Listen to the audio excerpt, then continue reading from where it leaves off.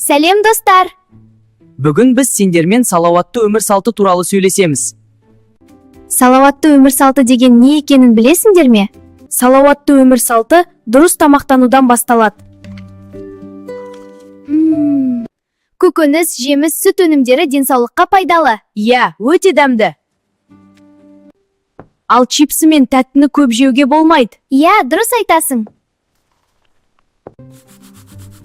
Күн сайын тіс тазалау керек. Қолды сабындап жуу микробтардан қорғайды.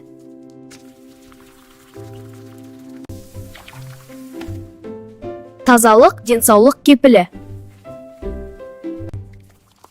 Таза су денсаулықтың досы. Су бізге күш береді. Спортпен айналысайық. Деніміз сау болсын.